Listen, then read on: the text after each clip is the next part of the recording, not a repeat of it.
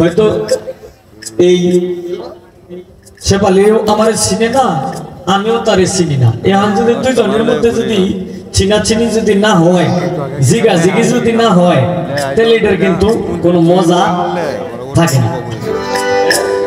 তবে যাই হোক, সে মানে একটা ছোট একটা কথা রাখছে, আমি বুঝছি, মানে ছোট্ট, খুবই ছোট্ট, মানে গুরুর কাছে যাওয়ার আগে, একজন মারিফতের ফকিরের কাছে যাওয়ার আগে কয়েকটা জিনিস, মানে দুই তিনটা জিনিস, মানে যে ছোট বিষয়টা রাখিয়া একটা গান গায়ে বই পড়ছে, তো যে কারণে মানে ওনার মানে ঠিক মতো উনি বুঝতে পারে না বিষয়টা। আচ্ছা আচ্ছা, ঠিক আছে,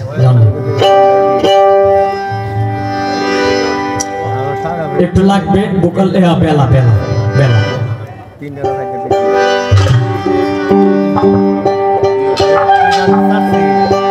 লাগবে আরো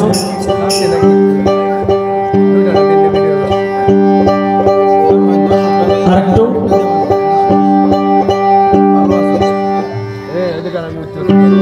ঠিক আছে,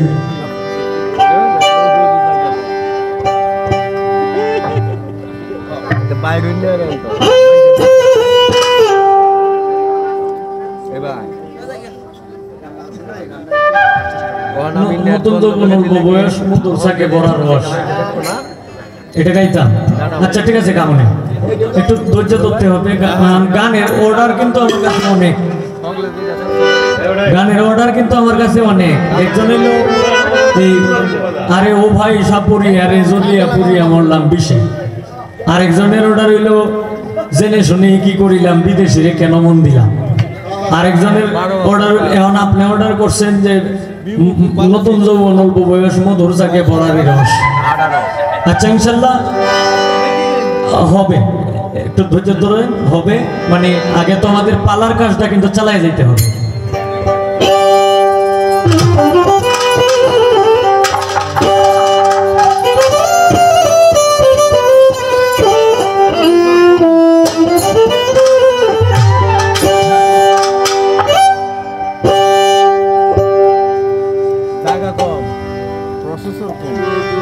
একজন মারিফতের ফকিরের কাছে যাওয়ার আগে কয়েকটা জিনিস, দুই তিনটা জিনিস এটি পালন করতে হবে। এটি পালন কইরা এরপরে যাইতে হবে। জিনিস তো অনেক আছে, জিনিসের কিন্তু কোনো শেষ নাই। যেমন আমি এক কথায় জবাব দিলে দিতে পারি, এক কথায় জবাব দিলে দিতে পারি, আর যদি অনেক কথায় দিই তাহলে এটাও কিন্তু দিতে পারি। তবে আমি যতটুকু বলা যায় অতটুকু আমি বলবো। এক নাম্বার বিষয় হইল শরীয়তের দৃষ্টিকোণ থেকে, তোমার শরীয়তের দৃষ্টিকোণ থেকে আমি বলি, তুমি যে শরীয়ত গাইতেছো, তোমার মাতা পিতা, এটাও কিন্তু একটা শরীয়ত। মাতা পিতার খেদমত করতে হবে। এরপরে শরীয়তের দৃষ্টিকোণ থেকে, শুধু খালি শরীয়তের দৃষ্টিকোণ না, মারিফতের দিক থেকেও বলা যায় অথবা বলা হয়। তুমি একজন মারিফতের ফকিরের দ্বারও যাইবা, তখন তোমার মা বাবার অনুমতি থাকতে হবে। তখন তোমার মা বাবার অনুমতি থাকতে হবে যে আম্মা কিংবা আব্বা, আমি অমুকের কাছে যাইতাম, অমুককে আমার ভালো লাগছে, ঠিক আছে, ওনার কথাগুলো আমার খুবই ভালো লাগছে, ওনার যে বচন ভঙ্গি, হ্যাঁ, ওনার যে ধার্মিকতা, এগুলি আমার খুব ভালো লাগে। আর তোমরা কি কো? যদি তোমার মা বাবাই না করে, এরপরেও তুমি যাইতে পারবে না, কিচ্ছু লাভ নেই। মা বাবার যেখানে অর্ডার নাই, এখানে তুমি শত চেষ্টা করলেও কোনো লাভ নেই। দুই নাম্বার, হারাম কাজ থেকে তুমি বিরত থাকতে হবে। তিন নাম্বার, কোনো মানুষের মনে আঘাত দিতে পারবে না। এরপরে আরেকটা, আর দুইটা তিনটা জিনিস থাকতে হবে। এই তিনটা জিনিস হইলে গুরুত্বপূর্ণ জিনিস, যেটা জালালউদ্দিনের গানে বলছে যে ভবে মানুষ রতন করে তরে যতন, যারে তোমার মনে চায় ভবে মানুষ রতন, মানুষেতে বিবাদ ঘটে, মানুষই মিটায় ভুল, মানুষেতেই জ্ঞান বুদ্ধি, মানুষেতেই ভুল। কাটা দিয়া কাটারে তোল মরিস না বিষের জ্বালায়, ভাবে মানুষ রতন করোদারি যতন, যারে তোমার মনে চায়। নরকের রাস্তা দিয়া স্বর্গে চলে যাও, অমর হইবার ইচ্ছা থাকলে মরণ ঔষধ খাও, যথায় গিয়া পিছলে পাও, উঠে দাঁড়াও সেই জায়গায়, ভাবে মানুষ রতন করোদারি যতন, যারে তোমার মনে চায়। এরপর মনসুরে খয় নিজে খোদা, অপরাধ নাই তার এক ভিন্ন দ্বিতীয় কইলে, আমরা সব গুনাহগার, বিষ খাইয়া কারো হয় উপকার, অমৃত খাইয়াও প্রাণে মারা যায়, ভাবে মানুষ রতন করো তারে যতন। এখন গুরুর কাছে গেলে তিনটা জিনিস নিয়ে যাইতে হবে, এটা হইল ভক্তি বিশ্বাস প্রেম একাধারে তিন। যার মধ্যে থাকবে রে মন, থাকবে চিরদিন। ভক্তি বিশ্বাস প্রেম, এই তিনটা জিনিস তোমার ভিতরে থাকতে হবে। আর যদি এই ভক্তি বিশ্বাস প্রেম না থাকে, তাহলে তুমি হইলা আল্লাহর দরবারে বেয়াদবে পরিণত। যেটা বর্তমান কিছু সমাজ এখনো রয়ে গেছে, কোরআনের কথা কয় ঠিকই, কিন্তু কোরআন মানে না। যে মারিফাত এটা কি? এটা হইল একটা গোড়ার ডিম, কি এরকম কথা কয় না? সোনার মানুষরা কথা কয় না যে এটা হইল একটা গোড়ার ডিম, কিন্তু কোরআনের মধ্যে উল্লেখ আছে যে আল্লাহ নৈকট্য লাভ করতে গেলে উসিলাতিলাইকা আলাইহি ওয়াসাল্লাম, একজনের উসিলা ধরতে হবে। আপনার একটা রোগ হইছে, রোগ হইলে এই রোগটা নিয়ে যদি ঘরে বসে থাকেন, আপনার রোগ ভালো হবে? আপনার কি করতে হবে? ডাক্তারের কাছে যাইতে হবে। ভালো তো আল্লাহই করবো, কিন্তু ডাক্তারের কাছে দিক নির্দেশনা নিলে এরপরে এই দিক নির্দেশনা ভাবে উনি বুঝে ঔষধটা দিব। এই যে ডাক্তার হইল উসিল্লা, আর ভালো করার মালিক হইল আল্লাহ। আল্লাহ কইছে যে তুমি চেষ্টা করো, দেওয়ার মালিক আমি। এই হইল বিষয়। এরপর প্রশ্ন করেছিলাম যে দুইটি আয়াত, এটা মধ্যে জের জবর পেশ নক্তা নাই, খুব সুন্দর জবাব দিয়েছেন। আর প্রশ্ন করেছিলাম যে শরীয়তের সরহুশ কি,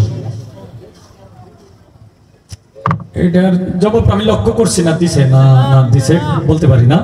তবে যাই হোক, এই যদি নাও দেওয়া থাকে আমার মনে হয় তার মনে নাই, বিষয়টা বোধহয় এরকমই হয়ে গেছে।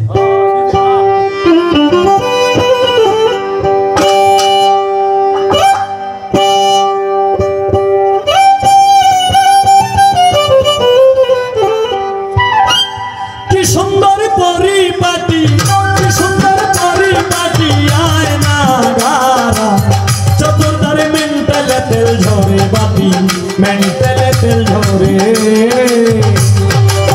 কি সুন্দর পরিপাটি, কি সুন্দর পরিপাটি, আয় না গারা চতুর্দারে মেন্টালে তেল ঝরে বাতি, মেন্টালে তেল ঝরে।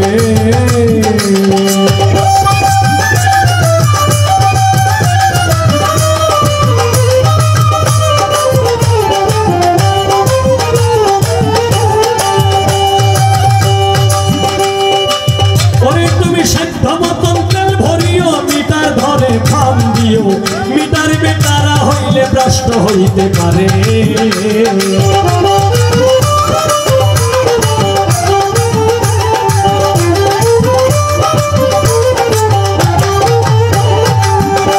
তুমি সাধ্য মতন তেল ভরিও, মিটার ধরে থাম দিও, মিটার বেটারা হইলে ভ্রষ্ট হইতে পারে।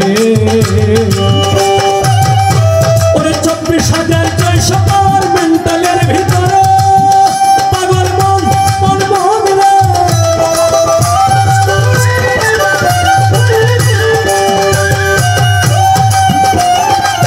24,600 পাওয়ার মেন্টালের ভিতরে, তারে ভাব দিও রীতিমতে,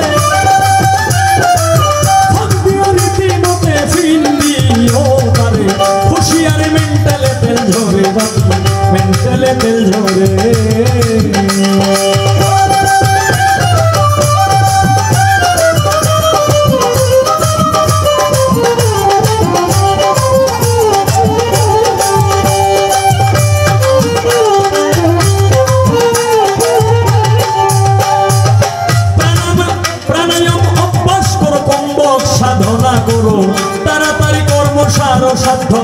অনুসারে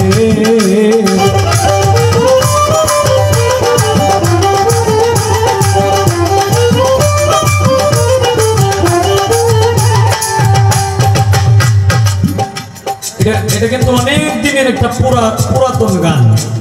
এগুলি আমি যখন ছোট, গান সম্বন্ধে আমি কিচ্ছু বুঝিও না আর আমি গাইতেও পারি না, তখন আমি আমার বাপ চাচার মুখে মানে এই গানটা শুনছিলাম, তখন এটা শুনতে শুনতে শুনতে শুনতে এরপরে এটার মুখস্থ করে রাখছি। এখন মুখস্থ যে করে রাখছি রে বাবা, কিন্তু গাইতাম তো পারি না, কারণ গাওয়ার কোনো লাইন পাই না, কেউ গাওয়ায় নাতে কেমনে গাবো। এই যে দেখেন গত দুই দিন আগে মানে একটা মেয়ে ছিল, আপনারা বোধহয় কেউ বোধহয় ইউটিউবে মনে হয় দেখছে, পালা দিছে হইলো গুরু শিষ্য, আমার দিছে হইলো গুরু আর সে হইলো শিষ্য, ওই যে তন্নি মাস্টার করে মেয়ে, এমনি আমার বাবা কাকা ডাকে। তখন রাতে 2টা যে সময় বাজে, এই সময় আমি কইছিলাম আর কি যে এখন পালা বাদ দাও, কয় না পালা গান হন তারি না, কিছু বাজে কিছু মেয়েদের জন্য আজকে আপনারা দুইজন আনাইলো পালা গান শোনার জন্য। 4:30 বাজে, এরপরেও আরো গাই, পরে কি করবা মাজানের আগ পর্যন্ত গান লাগছে। আর যত রাত্র হয় তত মানুষ খালি বাড়ে, তো এরকম রে বাবা ধৈর্য শক্তিটা নাই এখন বর্তমানে। এখন আমরা যাই বিভিন্ন জায়গায় নিয়ে বায়না করে নিয়ে মানে কমিটি যে বাইক হয়, আমরাও এই যে পাতলা মাথা দিয়ে নো ভাই তুই। তবে যাই হোক, আপনারা যে এখন প্রায় 3টা বাজে, এখন পর্যন্ত যে আপনারা পালা গানটা শুনতেছেন, ধন্যবাদ। ওরে প্রাণায়াম অভ্যাস করো, কুম্ভক সাধনা করো, তাড়াতাড়ি কর্ম সার সাধ্য অনুসারে।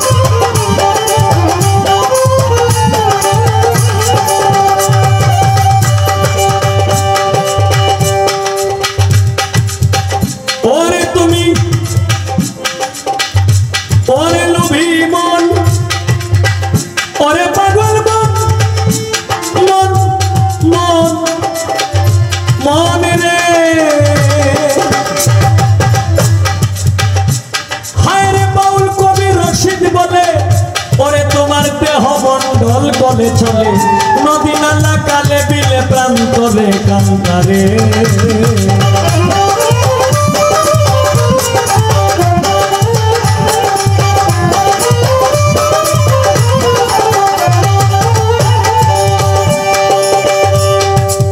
বাউল স্রষ্টা রশিদ বলে দেহমন্ডল বলে চলে নদী নালা কালে বিলে প্রান্তরে কান্তারে। করিতে পারে পাগল মন বন্ধে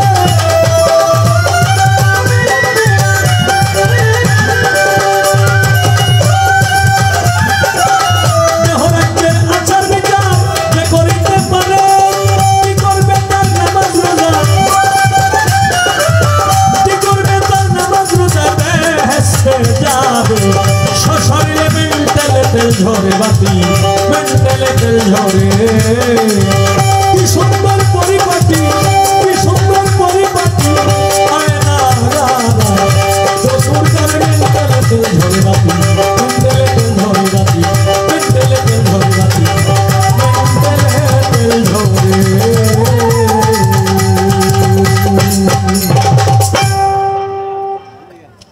দেহরাজ্যের আচার বিচার যে করিতে পারে কি করবে তার নামাজ রোজায় বেহেশতে যাবে সশরীরে। আমার মুখের কথা না, একজন সাধক, বাউল সাধক। আশা করি কেউ যদি মনে বেতায় তাহলে ধরলে হিলারিকে ধরেন যে বেহেশতে যাবে সশরীরে, মেন্টালে তেল ঝরে বাতি, মেন্টালে তেল ঝরে। এই যে দেহটা, এই দেহটা কিন্তু একটা মেন্টাল। এরপর নামাজ কেমন জিনিস অনেকেই কয় যে আমার নবীজি রাসূল নিজেও নামাজের ভক্ত ছিল। রাসূল যদি নামাজ না পড়তো তাইলে রাসূলও বেহেশতবাসী হইতার লয় না। কিছু কিছু মানুষ, আমি নিজের কানে শুনছি, আমি নাম বলবো না, রাসূলের আমার কেন নামাজ? রাসূল নিজেই নামাজ। যিনি আখিরি জামানার পয়গম্বর হযরত মুহাম্মদ সাল্লাল্লাহু আলাইহি ওয়াসাল্লাম, উনি সর্বপ্রথম নবী, উনি সর্বশেষ নবী। হাদিস বলে, দলিল বলে যে আদম যখন কাদা মাটিতে মিশ্রিত ছিল তখনও আমি রাসূল নবী ছিলাম। সর্বপ্রথম পুরুষদের মধ্যে কেডা? বাবা আদম আলাইহিস সালাম সৃষ্টি না কি গো ভাই সকল? কিন্তু ইতিহাস ঘাটলে পাওয়া যায়, দলিল ঘাটলে পাওয়া যায়, জীবনী ঘাটলে পাওয়া যায়। আমার রাসূল নিজে বলেছেন যে আদম যখন কাদা মাটিতে, মানে আদমের কোনো অস্তিত্বই নাই, আদম যখন কাদা মাটিতে যখন মিশ্রিত ছিল তখনও আমি নবী ছিলাম। কেউ কেউ কয় যে আগে নবী আছেন না, এটা নবীর যখন বয়স হয়েছে 40 বছর, এই 40 বছর বয়সে এরপরে নবুয়ত পাইছে। কে বলছে? কে বলে নবুয়ত পাইছে? নবুয়ত প্রকাশ পাইছে আর উনি আল্লাহর জাতি নূর থেকে, কথা বলতেছি খারাপ লাগে ভাই সকল, আল্লাহর জাতি নূর থেকে যখন মুহাম্মদী নূর সৃষ্টি করেছেন, এই মুহাম্মদী নূর যখন, এই মুহাম্মদী নূর এর মধ্যে জাতি নূর যখন সৃষ্টি, জাতি নূর থেকে যখন মুহাম্মদী নূর সৃষ্টি করলেন, তখন মুহাম্মদী নূর যখন সেজদায় মতো হয়ে গেলেন, তখন আল্লাহর হাত, আল্লাহর কুদরতি হাত বুলায় দিলেন এই মুহাম্মদী নূরের পৃষ্ঠে, এই পৃষ্ঠ দেশে যখন হাত বুলায় দিলেন তখনই নবুয়তের সিলমোহর দেওয়া হয়ে গেছে। তখনই নবুয়তের সিলমোহর দেওয়া হয়ে গেছে। আর নবীকে মানে না কারা মানে না? নবীকে বিশ্বাস করে না কারা বিশ্বাস করে না? নবীকে মাটির মানুষ বলে কারা বলে জানেন? যাদের ভিতরে কোনো বিবেক বিবেচনা নাই। পৃথিবীর সবচাইতে বড় আদালত হচ্ছে মানুষের বিবেক। যাদের ভিতরে কোনো বিবেক নাই তারাই নবীকে ছোট করে কথা বলে, কয় যে নবী আমাদের বড় ভাইয়ের মতো, আমরা যেভাবে আইছি এইভাবেই আইছে। নবী আমরা মাটির মানুষ, কে বলে? এরা হচ্ছে জ্ঞানহীন, এরার কোনো আক্কেল জ্ঞান এদের নাই। আমি মিডিয়াতে কথা বলতেছি, যদি আমি জানি যারা এইগুলি কথা কয় এরা আমার কথা পছন্দ হইতো না, এরপর বাড়ির যাই ডরায় ডরায়, কি করবো? কারণ সত্য কথা তো বাদ নাই, বাড়ির যাই ডরায় ডরায় যদি গুলি উড়ে দে। কিন্তু হযরত মুহাম্মদ সাল্লাল্লাহু আলাইহি সাল্লামের প্রশংসিত কথা বলতে যায় যদি আমার যদি গুলিও যদি খাইতে হয়, আমি মনে করব গুলি খায় যদি আমি মরি কিংবা আমার যদি মাইরে লাই, একটা সুন্নি আলেমের জিবা খাইতেছে, একটা সুন্নি আলেমের জিবা খাইতেছে, এই আলেম সব কিন্তু মারা গেছে। আমার যদি এইভাবে যদি মৃত্যুটা হয়ে থাকে, আল্লাহ যদি নিয়তির লেখন যদি থাকে, আমি মনে করব এইটাই আমার জন্য শহীদি মরা।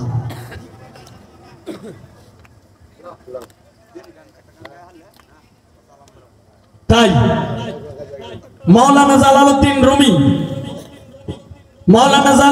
রুমি বলছে যে যার পীর নাই তার পীর হইল শয়তান।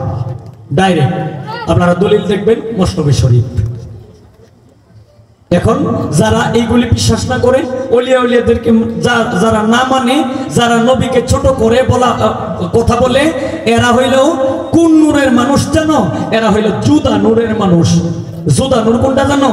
মানে আল্লাহর নূর যখন এই রাসূলের দিকে চেয়েছে, আর রাসূলের নূর যখন আল্লাহর নূরের দিকে চেয়েছে, তখন দুইজন এই দুই নূরে যখন একটা জালালি শক্তি যখন কাজ করলো, তখন এর মধ্যে একটা নূর বাইরেছে, এটার নাম হইল জুদা নূর। এই জুদা নূরটা আগুন মানে না, মানুষের মানে না, এই নূরেই হচ্ছে শয়তান।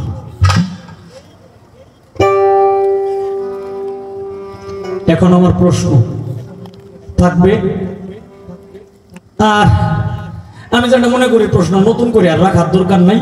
শরীয়তের সরহুস কি, যদি জবাবটা না দেওয়া থাকো হয়তো মনে নাই, প্রশ্ন আমার এটি নাকি খোদাহদি তা একজন মানুষের কষ্ট দেওয়া দরকার নেই। চিঠি দাও না পত্র দাও না, এই দক্ষিণের খবর লো না কঠিন তোমার হিয়া গিয়াছ বলিয়া, গাইতাম পয়সা কোন গানটা? আচ্ছা তোমার